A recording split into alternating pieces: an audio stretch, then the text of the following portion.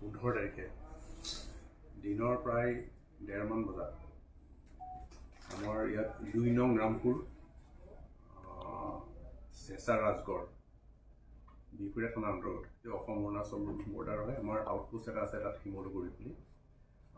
তাত আমি গম পাওঁ যে দিনৰ 1:30 বজাত অৰুণাচলৰ কিছু লোক ৰূপম কাকতি বুলি এজন লোকৰ ঘৰলৈ আহি তেওঁ বিচাৰে। তেওঁ হেমত ঘৰতে আছিল। তাৰপিছত তেওঁ কিয় বিচাৰিছে সেইবিলাক কথা পাতি থাকোঁতে তেওঁক লৈ যাব বিচাৰে উঠাই। তেওঁ ভয় খাই তেতিয়া তেওঁ পিছফাললৈ দৌৰি পলায়। ৰূপম কাকতিক পিছফালে দৌৰি পলাওঁতে যিসকল লোক আহিছিল তেওঁলোকে তেওঁৰ পিছে পিছে খেদি যায় আৰু পিষ্টলেৰে ফায়াৰ কৰে। আমি তাত গৈ পোৱাৰ পিছত 3টা এম্পটি কাৰ্টেজ পাইছোঁ আৰু 2টা ফায়াৰ বুলেট পাইছোঁ।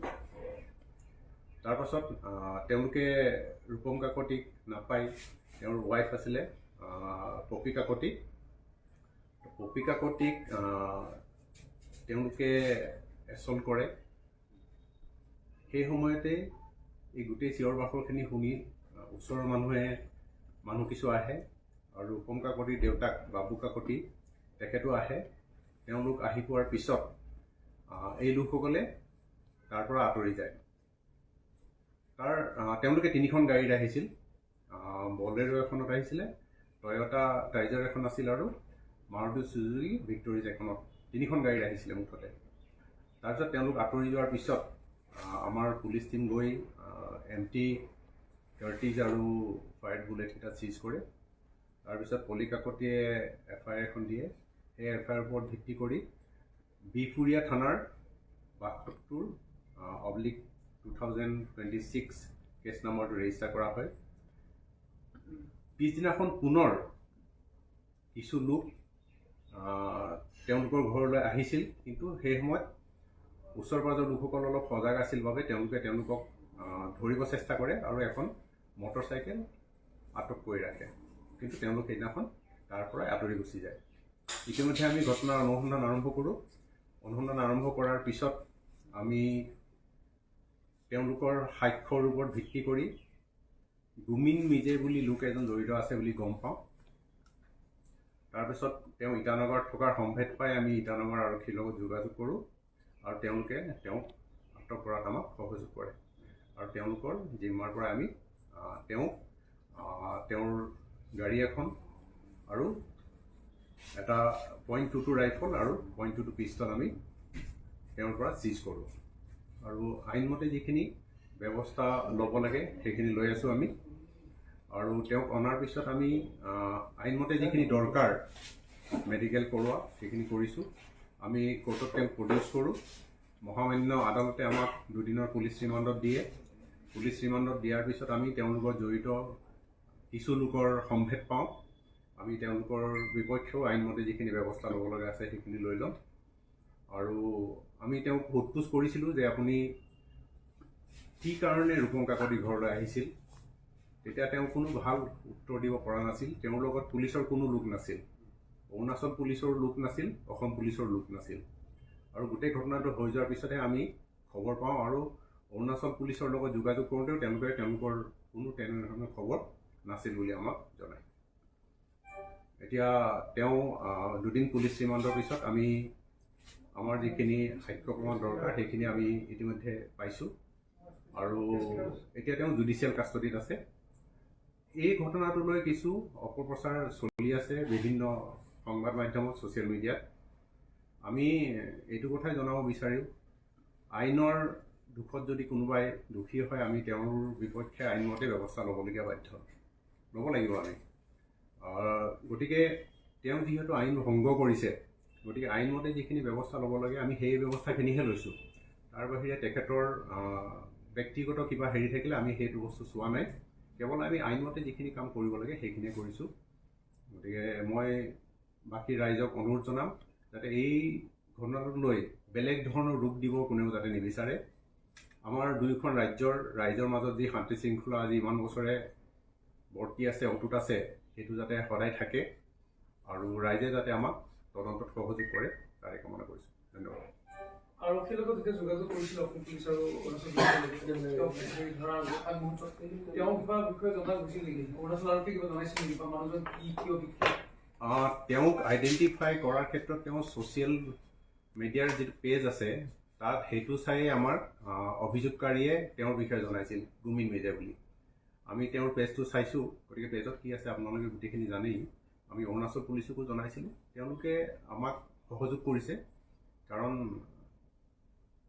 আইনমতে তেওঁ এটা অপৰাধ কৰিছে, গতিকে অপৰাধৰ আমাৰ যিটো প্ৰক্ৰিয়া সেই প্ৰক্ৰিয়াৰ যোগেদি আমি কামখিনি কৰিব লাগিব। ছাৰ, এটা বিষয়ে খুব ভাইৰেল হৈ আছে যে আৰক্ষীৰ দিনত মানে অত্যাচাৰ কৰা হৈছে বুলি ফটোখিনি ভাইৰেল হৈ আছে, সেই বিষয়ে কি ক'ব?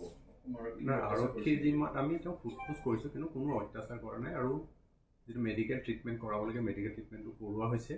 আৰু ফটোখন আপোনালোকে অলপ চালে গমেই পাব এইখন ক'ৰ ফটো হয়। সেইখন ফটো আমাৰ কোনো পুলিচৰ হেৰি ফটো নহয়। ভুৱা ফটো এখন প্ৰচাৰ হৈ আছে বুলি ক'ব পাৰিম। সেই বিষয়ে মই মন্তব্য নিদিওঁ, কিন্তু আমাৰ ফটো নহয় এইখন। আৰু ছাৰ, যিকেইটা বন্দুক উদ্ধাৰ কৰিছে সেইকেইটা লাইচেঞ্চ থকা নে? যিকেইটা বন্দুক পাইছোঁ আমি সেইকেইটাৰ লাইচেঞ্চ আমাক দিব পৰা নাই, গতিকে আমি লাইচেঞ্চ নোহোৱা বন্দুক বুলিয়ে ধৰি লৈছোঁ। তেওঁলোকে ক'ব বিচাৰিছে যে সম্বোধনা কৰিছে বা তেওঁলোকৰ ছ'চিয়েল মিডিয়াত যিটো প্ৰচাৰ হৈ আছে, তেওঁ ড্ৰাগছ বিৰোধী এগৰাকী লিডাৰ, ড্ৰাগছৰ বিৰুদ্ধে তেওঁ কাম কৰি আহিছে বুলি কৈছে। আচলতে সেই আপোনালোকৰ তথ্য অনুসৰি এইখিনি কিমান প্ৰমাণিত হৈছে? ৰূপম কাকতি ইয়াৰ আগতেও ফেব্ৰুৱাৰী মাহৰ 2 তাৰিখে তেওঁক ঘৰৰ পৰা লৈ গৈছিলে। তেওঁৰ সৰু বাগান এখন আছে, তেওঁ দেউতাকো যথেষ্ট সম্পত্তি থকা লোক, তেওঁৰ খেতি মাটি যথেষ্ট আছে, তেওঁ খেতি বাতি কৰে আৰু সৰুকৈ বাগান এখন আৰম্ভ কৰিছিলে। 6 তাৰিখে তেওঁক বাগানৰ পৰা উঠাই লৈ গৈছিলে আবেলি 3টামান বজাত, আৰু সেইদিনাখনেই ৰাতি তেওঁক আটক কৰা দেখুওৱা হৈছে। সেইদিনাখনো পুলিচৰ কোনো লোক অহা নাছিল। পিছত তেওঁলোকে বান্দৰদোৱাত তেওঁক গতাই দিয়ে বুলি কয়, আৰু অভিযোগ মতে ৰূপম কাকতিৰ পৰা তেওঁলোকে কোনোবাই পইচা বিচাৰিছিল বুলি কৈছে। সেইটো অভিযোগহে দেই, মই নাজানো কিমান দূৰ তথ্য। গতিকে তেওঁলোকে অহাটো কিমান দূৰ সমীচীন হৈছে এইটো আপোনালোকে নিজে বিচাৰ কৰিব পাৰে, গতিকে যিকোনো মানুহে বিচাৰ কৰিব পাৰে তেওঁলোক অহাৰ উদ্দেশ্যটো কি আছিল, অহাটো ঠিক হৈছে নে নাই, এই কথাটো অলপ বিচাৰ্যৰ বিষয়। তেওঁলোকে বাৰে বাৰে ৰূপম কাকতি টাৰ্গেট কৰি আছে, মানে কথাটো কি আছে আপোনালোকে কি পাইছে সেই কাৰণে কি আছে?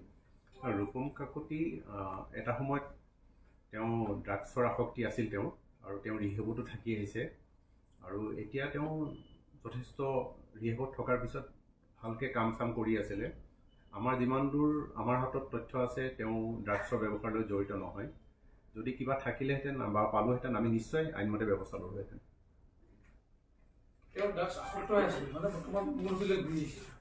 ৰিহেবত থকাৰ পিছত তেওঁ এতিয়া ভালে আছে বুলি জানো, আৰু তেওঁ বাগান এখনৰ কাম আৰম্ভ কৰিছে, বাগান এখন চাহ বাগান এখন লগাইছে, আৰু খেতি মাটিও আছে তেওঁ, গতিকে তেওঁ কৃষি কৰ্মতে জড়িত হৈ আছে। অন্য এটা বিষয় অলপ চৰ্চিত হৈ আছে, কুকুৰৰ এটা বিষয় লালুক থকা। এই বিষয়টো বোলে কুকুৰৰ মাংসৰ যিটো ৰেকেট এটা চলি আছে বুলি কৈছে, এই কথাবিলাক অকণমান আপোনালোকে কেনেধৰণে ব্যৱস্থা লৈ আছে সেইখিনি অকণমান ক'ব নেকি? কুকুৰৰ ঘটনাক লৈ আগতে আমি লখিমপুৰতো কিছু লোক ধৰিছিলোঁ, আৰু যিখিনি লোক ধৰা গৈছিল তেওঁলোক এটাই কাৰ্বি আংলঙৰ আছিল। তো সেইদিনাখনো ৰাতি এখন সন্দেহজনক গাড়ীত কুকুৰ পোৱা যায়, আৰু আমি ইতিমধ্যে তেওঁলোকৰ বিপক্ষে আইনী ব্যৱস্থা লৈছোঁ। গতিকে কুকুৰৰ যিটো ইয়াত চুৰ কৰি লৈ যোৱাৰ কথাটো ওলাই আছে বা হৈ আছে, সেইটো আমি বন্ধ কৰিব লাগিব। এই কথা থাকিব, তেওঁলোকে এতিয়া দল সংগঠনে অলপ ভাবুকি প্ৰদান কৰিছে ছ'চিয়েল মিডিয়াত। তেওঁ যদি আজিৰ ভিতৰত যদি নিদিয়ে তেনেহ'লে কিন্তু অনাগত দিনত তেওঁলোকে প্ৰতিবাদ সাব্যস্ত কৰিব। গতিকে তেওঁ আৰু কিমান দিনৰ ভিতৰত ইয়াত তেওঁৰ ওপৰত কি চলিব? নাই, গুমিন মিৰ্জাৰ কথাটোত মই এইটোৱে ক'ব বিচাৰিছোঁ, law will take its own course. আইনমতে আইনৰ ৰাস্তা উলিয়াই ল'ব। আমি আইনী প্ৰক্ৰিয়াটোৰ যোগেদিহে কাম কৰিব লাগিব। কোনোবাই ইয়াত মই সকলোকে আহ্বান জনাম, সহযোগ কৰক। যদি কিবা অসুবিধা আছে, কিবা আছে আপোনালোকক জনাওক, আইনমতে আমি ব্যৱস্থা ল'ব লাগিব। আইনৰ বাহিৰত গৈ আমি কাম কৰাটো উচিত নহ'ব।